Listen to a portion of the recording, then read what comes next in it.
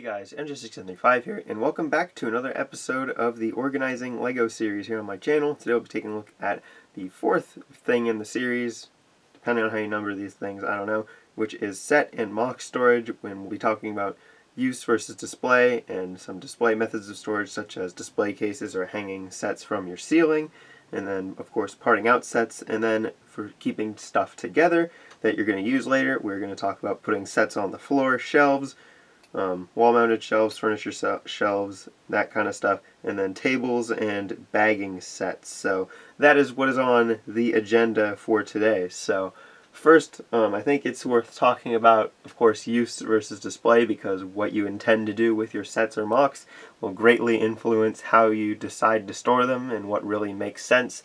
If you're going to be displaying whatever it is you built or have, obviously you don't really need to get to it, so you can have more cumbersome things from a removal standpoint, but better looking things. And really the two that I mostly see for that are hanging sets from your ceiling and stuff, or display cases. And then of course you're going to use the set, you need to be able to get to it, or whatever it is, you need to be able to get to it, move it out of your storage to put it wherever you're using it, or just to use it in general. So things like hanging it from your ceiling or putting it in a display case really don't make a whole lot of sense from that. And even though while you have it stored, it might not look as good as if you hung it from a ceiling or put it in a display case, the benefit is that you will be able to get to it, and you will be able to move it out of there and then use it for whatever you need. So that's where a lot of those other things come in, like putting stuff on the floor or on shelves or bagging them or stuff like that. And of course we'll be talking about parting out sets briefly, because that is also an option you can have when you get a set. You can just take it apart and sort it into your parts collection. So that pretty much covers use versus display. So yeah, we're not actually using the lighting kit for all of the segments in this video. So let's now take a look at what it looks like to hang a set from your ceiling. So as far as my collection kind of setup sort of goes, there's really only two spots that I hang sets from the ceiling. One of which is the yellow Jetrax T6, which I think we've seen quite a few times before. So I thought it would be better to, for this segment, look at something that we don't see nearly as much on the channel, which is all of these miniature, more micro-scale ship builds that I've hung from my ceiling as well, kind of all flying around and whatnot. So that's kind of what it would look like if you were to hang your sets. I'm using clear fishing line and thumbtacks, which you can see in the ceiling to do this, which all things considered may not be the best method, but these things really don't weigh too much, so I think it's fine. It works, and that's really what's important. So as far as this goes, if you're hanging something heavy, obviously weight is going to be a consideration. You're not going to want to probably do something like this with a really heavy thing, because you'll probably just pull the thumbtacks out of the ceiling and then it will fall onto the ground or the table or whatever the heck's below that thing. So yeah, you just got to be mindful about that. Just make sure you're not hanging too heavy stuff, and make sure that, you know, maybe not bust out your engineer's notebook and do all the calculations for the stress on the various string you've decided to use. But, you know, maybe just consider it a little bit. You don't want to hang something like an AT-AT or something really heavy from that kind of setup there. So as far as pros and cons go, obviously there's a bunch of different ways you could do something like this, and that's the way that you're seeing here is really the only method I've ever used before, so I'm not super knowledgeable in any of the other ones, unfortunately. But as far as pros and cons go, pros, you can see all the sets or whatnot that you hang from the ceiling, which is nice. It's just kind of cool. It makes a nice little display, especially in this case, and you're getting shot from below with this. It's really made more to be looked at flat on, because my bed, which is elevated kind of to that level, is like that way-ish. Yeah, great pointing in front of the camera. That's completely out of focus. But anyway, so yeah, this is not the best view for this particular thing, but as far as the pros go, you can see all of it. That's neat, and of course, because you can walk around it in this case, because it's not in like a corner of my room or something, you can see it from different angles too, which is nice. Also, this isn't going to be taking up shelf space or other such things, because, you know, if you're putting stuff on your ceiling, it's not like it's sitting on a shelf or something. So it takes up less space, especially when you have other stuff to go on a shelf or something, in my case. So that's definitely a plus. And I think just overall, it does something. It looks nice. That's probably the single best pro about all this, is that it looks nice. This is something that's pretty easy to set up, all things considered. And once, you know, I could totally just have one ship there and I think it would look alright, but I just have pretty much all the ones I've gotten in recent memory that are up there. So yeah, it's pretty easy to set up. You don't need a whole lot, maybe like some thumbtacks and some kind of clear string or whatever. I'm using clear fishing line in this case, just because that's what I happened to have around when I started doing this. So that's what's up there. But of course you could totally go with a non-transparent string or something.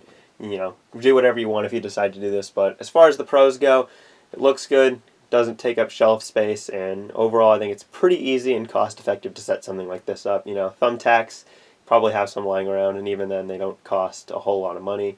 And fishing line, again, you might have some around, and even then it's probably not the most expensive thing in the world. So those are really the pros I see for something like this. As far as the cons go, probably one of the larger cons is dust, because this is, if you're doing stuff for display, obviously hanging sets from your ceiling is not going to keep the dust off of them, which I think is plainly obvious. And in my specific case, where I pretty much am up at the ceiling level more often than probably other people are, with my bed obviously being up there, a lot more dust gets up there than it possibly would otherwise, because I'm up there. So yeah, dust is definitely a big concern for something like this.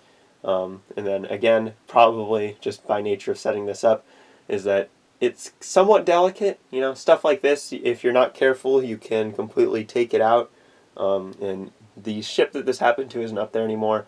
But one time we had to take one of my closet doors off of my closet because it was slightly broken, and in order to get it out, we basically dragged part of the closet door through that. So yeah, it took a few things out of the ceiling. It completely destroyed one ship, and those things happen. So you just got to be really careful if you have something like this set up, because one wrong hit, one wrong touch can, if you're not careful, completely screw up everything. And kind of the second or third con, I don't know, third con is the one that we're after, is that when you get more stuff packed in a tight area like this, it becomes a lot more of a problem when you decide to put new stuff up for the intersecting wires or strands of fishing line in my case, because it's like you might not be able to see it super well, but pretty much everything up there is connected to the ceiling by at least 2 strands of fishing line, and in many cases 3 strands of fishing line. And of course, when you have a bunch of stuff packed into a tight area like I do, you can imagine that running new stuff through there to put new ships up there, it's not fun, because you're constantly crossing through the past fishing line strands that you have that are hanging other ships up there. So really not the best thing. And then kind of going back to it being delicate, is that sometimes when I have the fan on in my room, in particular the ceiling fan, these things will move around, and while it's not like they're going to fall out or anything, it's not the best. So I think that pretty much covers up hanging stuff from your ceiling. Again, just keep in mind that it may not be the correct solution for you, but at this point now we're going to move on to display cases, and I could totally change the view to another thing, but I don't actually own any display cases, so yeah, I don't have anything really visual to show for this segment. So basically what a display case is it's just like a glass box that you put the set in, and it just sits there, and it sits on a shelf in that glass box. So that's kind of the display case. As far as pros go for the display case, probably the biggest pro is that it keeps dust off of whatever it is you have in there. So that's definitely a big plus, because a lot of the methods we're going to be taking a look at today have no answer for dust whatsoever, but the display case does. So that's good. At the very least, display case is good. And then also for the display case, it's a glass box, so it's not like you're not going to be able to see all of it, which, you'll probably have it up against a wall, so there will be some angles you won't be able to see, but that's entirely based on where you put it, so not necessarily something I can attribute to an inherent flaw with the display case itself. But really those are the main pros, I think, for the display case. It's good to store stuff, it keeps the dust off, and it looks pretty alright. In the display cases I have seen, I'm not really a display case kind of person as far as Lego storage goes, but they look decently good. So looks department and keeping dust off is really the best things that the display case can do for you. But as far as the cons go, and there are quite a few, getting things out of there is not the simplest, and that's true for the display case, but probably even more so for hanging stuff from your ceiling. It's not easy to take the stuff off, and that's just kind of a general rule with the things that you might want to use for displaying your sets rather than just storing them to use them later. So in that case, yeah, it's not the best. Also, cost is a major contributing factor. Cost of a display case would tend to probably be much larger than, something like hanging stuff on your ceiling with fishing line and thumbtacks. It's just not the most cost-effective method.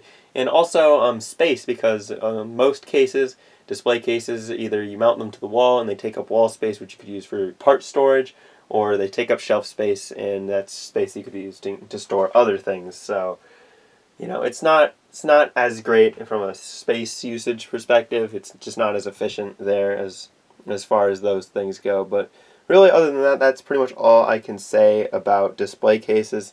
They definitely have their uses, but again, keep in mind what they're good at.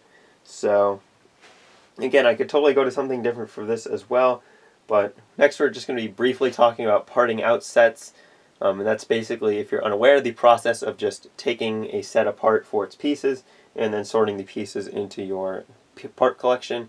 And the first few videos in this series have taken more of a look at that than I will in this video as far as the process for how all of that can be done. So again, series playlist in the description if you want to go watch the rest of the videos in this series. You will learn a lot more about that. But as far as the pros go for that, it gives you more parts to build with. That's probably the single biggest pro and the reason why you're taking the sets apart. If you already do have dedicated space for your part storage, it doesn't take up that much more space. It's pretty much just adding to what you already have. So pretty much it knocks out most of the space requirements that set would have, unless you have a drawer that gets filled up or something that you have to move to a larger drawer. And even then, it's usually not too big of a hassle. So yeah, obviously doing that, you don't have the space requirement for storing that set anymore. So those are really kind of the pros there. You get more stuff to work with, and it doesn't take up the space. As far as the cons go, obviously, and I'm saying this because I'm going through the cons, even though I think it's fairly obvious, is that if you part out a set, you're not going to be able to look at it and admire it. Yeah, I think that's pretty self-explanatory as something inherent about taking something apart, is that you don't get to look at the finished product anymore. So there is that. And really that's kind of the main con about that, is that you don't get to look at or use the set anymore, or whatever it is. But you do get all the parts from it, so you can just reuse those in something else. But overall, not too bad of a deal. But again, parting out sets isn't necessarily a way to store them for future use. It's more of a way to repurpose them than necessarily a storage method. But I thought I'd cover it in this video because it kind of goes along with all the other stuff. So finally, we're going to change the frame for this next segment of the video for taking a look at not the display methods now. That's what we've been taking a look at, but now more the use methods. And I guess parting out kind of falls more into the use than display category, but going on with the actual display sort of things. Starting out with the best one, sets on the floor. Alright, so as far as sets on the floor goes, what you see here is what you get. Pretty much the entire sets on the floor kind of storage method is you have a bunch of sets. In this case, 2 sets that I just pulled off of my table because I don't do this, and you put them on the floor, and that's where you keep them. You just keep them on the floor. And yeah, that's the whole method. As far as pros go, and there aren't many, it is a place to put your sets or whatnot, so I guess you could store your sets on the floor if you really wanted to. But really, that's kind of it. There's not really a whole lot of other great benefits to putting your sets on the floor. So now we'll get into the slightly more numerous cons.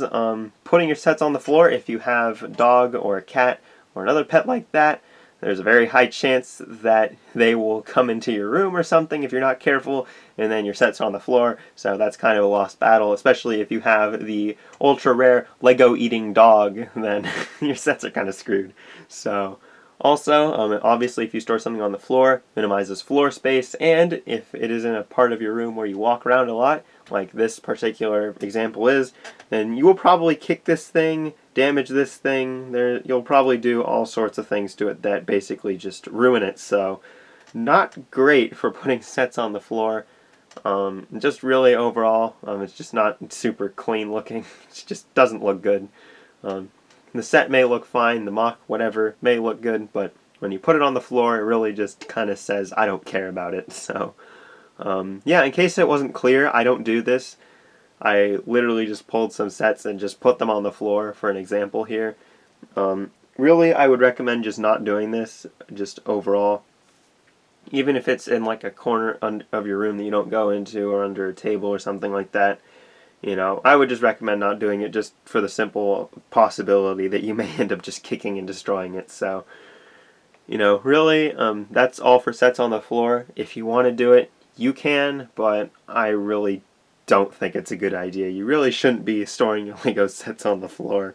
It's just not going to end well. So now we'll change the frame again for talking about shelves and all of that fun. So next things next, now we'll be looking at shelves, and there's a couple different types of shelves you can have, and we'll take a look at some of these.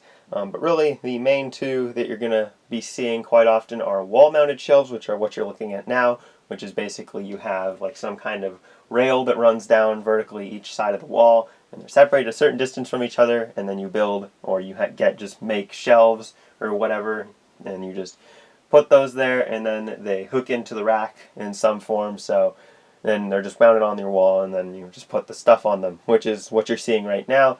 And then in a second, we will go look at furniture shelves, which is basically just you have a piece of furniture and it has flat spots for you to put stuff on. So those are really the main two that you'll see. There may be more out there, but I think that covers it up pretty well.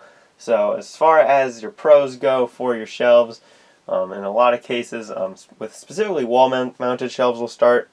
Is that in many cases, in this case that we're looking at now, that these are adjustable, because the way that these work is that the rails have two holes which are next to each other, and they go all the way down the rail. So except for where you have the screws in, and you can even put them over where the screws are, basically the way that the shelves work is that it's got a little hook on the back of it that goes through two of the holes and hooks in the back, and then it has two more prongs that you kind of tilt into place, and then they go into the two holes below, and that locks the shelf in place. And that means that if you move all the stuff off of it, you can move the shelf up and down as you please, which is really helpful for getting different heights for stuff going on. So that's nice. One of the things that actually helped me store the Millennium Falcon up there was that as well, and it's now helping me store those two TIE fighters up there too. So that's a really big plus for particularly wall-mounted shelves. And as far as just shelves in general go, usually you'll be dealing with wall space in the case of wall-mounted shelves. You'll get a bit of ground space with furniture shelves, but also you'll be taking up quite a lot of wall space. So really they do take up wall space, which, is alright, because your part storage probably isn't going to be taking up your entire kind of area, so you might want to use some shelves. Usually they're pretty helpful. And then as far as other things go, another pro for just shelves in general is the display value, because if you're putting stuff up on a shelf, is it going to protect it from dust? No, and that's one of the cons with shelves without display cases, is that you get no dust protection with this. Everything's going to get dusty, and you're going to have to dust it every once in a while, which isn't the best, but, it's just kind of how this whole thing goes. But you can arrange it in a way that when you put your sets up on a shelf, they look nice. And because they're on a shelf, they're elevated more to eye level more often than not. So when somebody walks into your room, or you walk into your room even, you'll see all these sets all nicely arranged, and it will make you feel happy, because it's like, yes, I am organized and something like that. So that's very good. Being happy about being organized is good. So that's probably a big pro there as well. Also, just another pro with shelves is that you can pack stuff really tight on shelves, and you can kind of see a lot of that with, and I know you can't see it super well, but up there you can kind of see some of it. And literally I just have stuff edge to edge. I try, when I do my shelves, I try not to have stuff, sitting on top of other things as little as I can. But, other than that, you can pack shelves pretty tightly. So, you can, obviously with TIE fighters, as you can kind of see it there, you can stack them. With a lot of the larger sort of spaceships like the Millennium Falcon you can see up there, you can lean them up against the wall if your shelf is up against the wall, which in all likelihood it probably is. So pretty good in that respect as well. And if you have stuff like AT-ATs, they don't have a very large footpath or foot area, but they are very large vehicles, so you can put stuff under them. And really, just the key to getting a good organization with shelves is just using the space as efficiently as possible. And if you do that, it might not look great, but it will at least look good. So really, that's all that I can really say about that from the pros perspective of shelves. They are pretty good. You can, in this case, you can adjust them. You can put a whole lot of stuff on them. You can get them all to fit in really nicely. And of course, it looks decent, so there's not really a whole lot to complain about there. And although it's slightly darker over here, I just thought I'd show an example of a furniture shelf. So this is just a piece of furniture that just has different platforms, and there are 4 of these in the main shelf. Then of course you have the top, so 5. There's 2 below this, there's 2 above this, and then this is the middle one that got a bunch of ATTEs on it when I moved the stuff for it. The shelf, which is now above my green screen, which you guys will see in a video eventually because I filmed it. But yeah, so as far as the cons for shelves go, because there are some cons, obviously, we did talk about dust already. This is not going to protect your sets from dust. Not really a whole lot you can do about that besides really getting a display case. And even then, you know, display cases are definitely less space efficient because you can really pack this stuff in here if you try. And then as far as probably the other biggest single con is definitely cost, because shelves are definitely expensive. If you're buying a furniture unit of shelves, you know, depending on what you get, it could cost up to $100, more or less than that. So there's definitely expenses to consider. And if you're going to do the wall-mounted shelves, specifically like the ones I have, you could totally cheap out and just buy like a piece of wood and just do it that way. If you want something that looks nice, you're going to have to, you know, one, spend money on a whole bunch of materials, and you're going to need to have various power tools and such, which if you don't already have is just going to increase the cost even more. And 2, you're going to need to spend a lot of time just actually finishing and making and doing all the stuff to actually create the shelf itself. And you know, as far as the shelves I have go, that process pretty much looks like go to the hardware store, get a huge piece of wood, get a couple smaller pieces of wood to do the edges, and then once you bring all that stuff back, you know, you'll have some finish as well.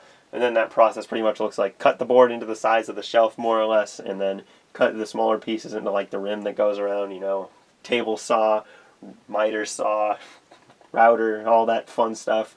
And then even then you have to glue it all together, and then you have to sand it a whole bunch, and then you have to finish it. And then finally, after like 2 weeks of working on it, you have a shelf that you can put up, which looks really nice, but takes a long time to make. So that's definitely a consideration there. And yeah, of course, I mentioned this again earlier, but wall space. These things take up a lot of wall space, in case you were not aware. Even the ones that take up a bit of floor space, like this one does, definitely takes up more wall space than it takes up floor space. So again, something to consider is that if you're going to go with shelves, shelves take up a lot of wall space. So that is about going to do it for shelves, though. Overall, I think they're one of the more solid options here, but you're willing to and able to do whatever you want. So yeah, now we'll move on to another thing that I don't necessarily like, but putting your sets on a table and storing them that way. So that's a whole lot of fun. I was going to save kind of looking at this in detail for a future video, and again, this will be looked at in more detail in a future video. But what you're seeing on your screen now is what remains of the shipyard after getting that new shelf in, which is definitely a lot less than it was, and what you're seeing here is definitely a lot less packed than the shipyard was, but you know, it's still a decent amount of sets and builds just stored on this table. So as far as storing your sets on a table goes, basically, if you decide to go this route, what you're going to want to do, you're going to want to get a table like this one. You're going to want to take your MOCs or your sets, whatever. You're just going to want to just kind of drop them on the table, and you're done. That's it. So, yeah, that's pretty much all that it takes to store your sets on a table. So, pros of this method: it's not storing your sets on the floor, but it's basically the same concept. They're out there. It's not like they're on the floor, so you're going to kick them or anything. But other than that, it's pretty much exactly the same deal.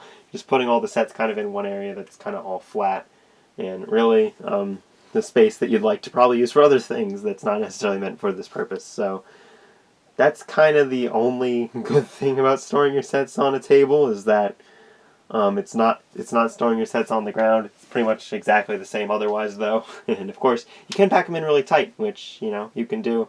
At least this way it will be out of reach of the rare, elusive Lego eating dogs. So you're safe in that respect. But other than that, as far as cons go, it doesn't protect you from dust, and it limits your space usage because you're going to be probably using this table for something else in the future.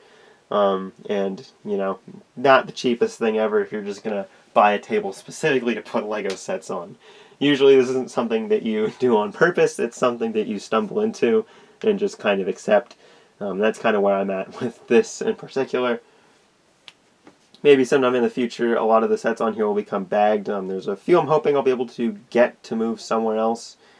Specifically, I have an ATTE and a Jedi Starfighter on this table, which I don't know if you can see in this shot. You might be able to see. Yeah, you can see a little bit of it in the back, but I don't want to take that apart and put that somewhere. But really, that's kind of it for this. It's just not ideal. It definitely works if you have to resort to it, but really, it just kind of cramps all the space up, and it's just not ideal. Doesn't protect you from dust, isn't necessarily super cost effective, doesn't look super pleasing, not really a whole lot of pros going for something like this. So that is that. So lastly, we'll be talking about bagging sets. The lighting's not particularly great in this part of my room, but this is pretty much the only place where I have sets stored in bags. And of course, this could take a few different forms, but the form it's in here is I just have a drawer, and pretty much I have taken Lego sets, I have bagged them, and they now reside here. There's probably a few things you'll recognize in here, like the 20th anniversary edition Anakin's Pod Racer is right here. There's the Flash Speeder from Naboo right here. There's a few, I think there's at least 2 Naboo Starfighters in here. There's the new Anakin's Jedi Starfighter in here as well. And then there's just like a bag that's off camera of some stuff that I took out before I modified it from the Venator. So just kind of a catch-all bin for just things that I want to keep together but don't really either have the room to display or doesn't really make a whole lot of sense to display. So yeah, that's the idea behind putting your sets in bags, is to kind of just throw them in a bin and store them that way. So of course, with that, you can either completely disassemble your sets, which is not what I've done here, or you can just kind of take them apart enough to fit in the bag, which is what I've gone with here because I don't know, maybe I'll need these at some point, and I don't want to really go through the instructions to put them all together if I need them in like a short time span. So really, even though it's not the most space efficient, I think it makes the most sense for me to just do them this way. Just kind of take them apart enough so that they fit decently in, but not really super concerned with space efficiency in this regard. So pros of storing your sets like this is that probably one of the bigger ones, it is space effective for the most part. If I take everything apart into every individual piece specifically, it will be even more space efficient than it is right now. But pretty much this is just a small drawer, so it's really not that big. And I've got more than 5 sets in here, so I think I actually do have exactly 5 sets in here with a few other things. So, not too bad. It is pretty darn space efficient if you are going for that sort of thing. Another big pro is that it keeps the dust off of your sets, surprisingly. If you put them in bags, the dust won't get in them. So another big pro for putting your sets into bags is that you won't have to deal with dust. And of course, plastic bags aren't super expensive, so this is probably one of the cheaper methods you've got. I mean, if you really need to draw something, those aren't too expensive either. You can get like one of those like fabric pull-out things for like a cubby for like $10. Not too expensive. So really, as far as cost effectiveness goes, this is one of the better strategies to go with, kind of surprisingly. But that's kind of where the pros end, in my opinion. Probably the last one is that, of course, you can close the drawer, so it's not like you're going to be staring at this all the time. That's also kind of a con, though, because if the drawer is closed, you're not going to be able to really look at any of this stuff or see any of it. So, take that as you will. Maybe you don't want to see these particular sets that you've bagged up, but hey, if you want to, you can't. So that kind of sucks. And then, of course, the other kind of con is that if you're keeping the sets completely together, you're not going to use this method very effectively. So some disassembly is required. You can go as little as basically just breaking it down into the main chunks of the set, like I've done here for Anakin's Pod Racer. You can see kind of the main Pod Racer body is right here, and then each of the engines is separately in there. So you can go as little as that, or of course you can completely take the set apart and do it that way. You'll be more efficient if you completely take the set apart, but either way, you're kind of taking the set apart a little bit. And even if it doesn't take too long to put the set back together, it still takes time. Time is time, and no matter how short it is, it still takes time. So really, those are kind of the main cons about the bag system. Overall, if you're not super keen on shelves or something, I think this would be the way to go. You can't really see the sets, but that's kind of the price you pay for going with the plastic bags. But that will conclude this video about set and MOC storage, is just all the various ways you can do that. So yeah, this has been a long video probably. Let me know what you think of this down in the comments section below, and stay tuned for next time when we take a look at instruction storage. And I think this will be the last one. This next one will be the last one for the year. Will be instruction storage, which will be all the fun stuff about how you can sort and store your instructions and fun stuff like that. So yeah, that will conclude episode 4 of the Organizing LEGO series here on my channel. So thanks everybody for watching, and I'll see you guys in the next video. Goodbye.